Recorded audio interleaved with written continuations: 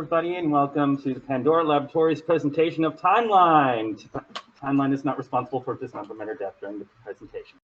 So, what the hell is Timeline? That's a great question. That's also classified. But if you're asking what Timeline the game is, that's a better question. It's a reality-based horror escape game.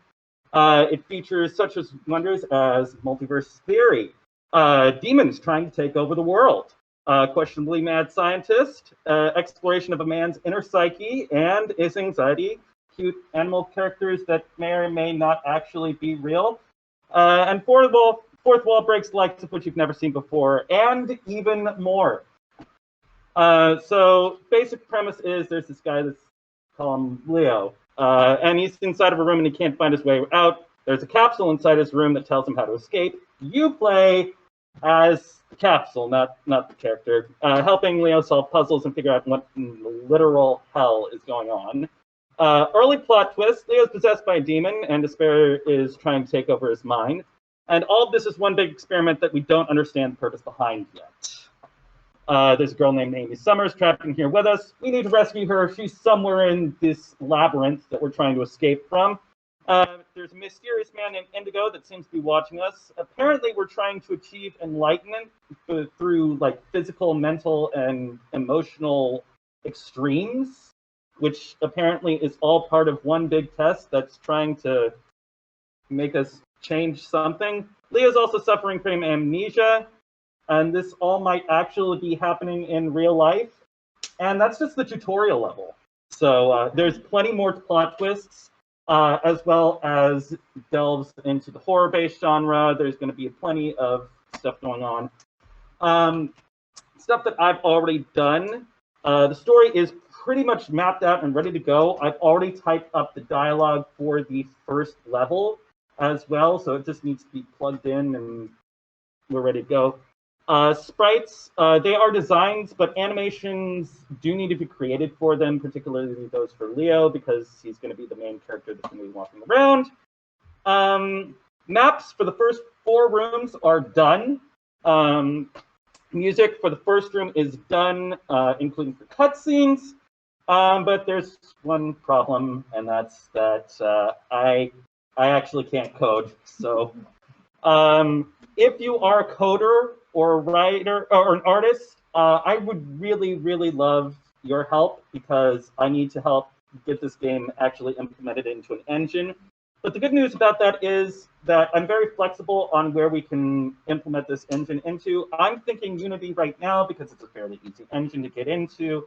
If this is going to be a 16-bit style kind of RPG element, kind of walking around style, it's not going to be anything overly complicated, so if you're beginning in programming or you want to learn along with me, this is a great opportunity to do this. This is also going to be probably a little bit of a longer project, but the nice thing about this is that the whole story is compartmentalized into rooms, so we can get as far as we want within the room. So if we finish like 3 rooms, for example, that's fine. That's great. The game is supposed to be a 2D pixelated adventure mostly. Well, there's some real life cutscenes that'll be added in as little cutscenes and stuff.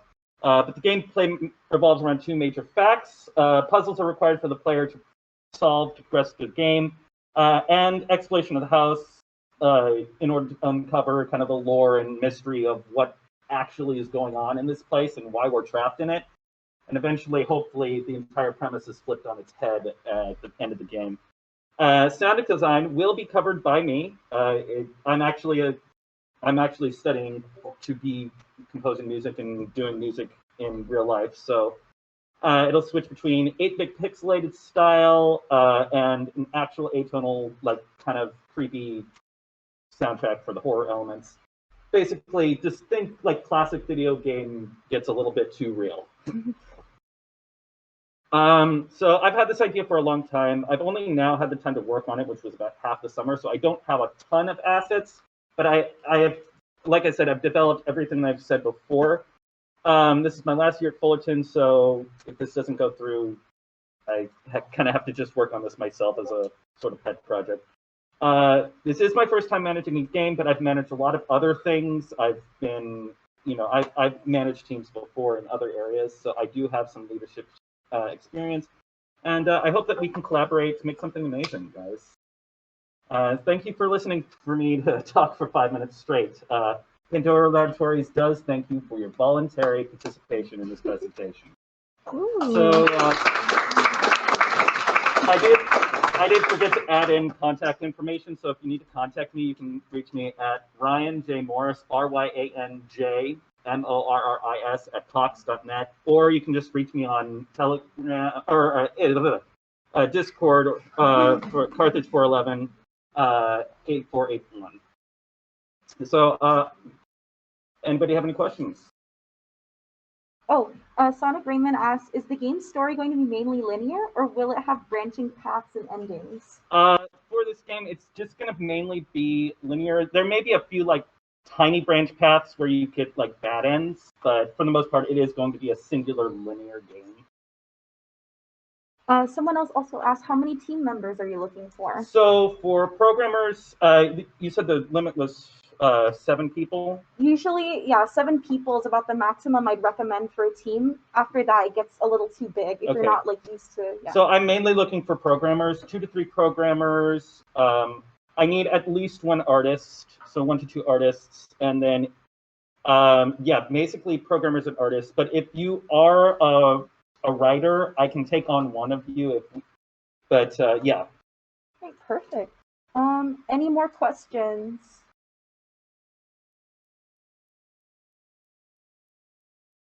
I think that is it. All right. Thank you, Ryan. All right. Thank you, guys.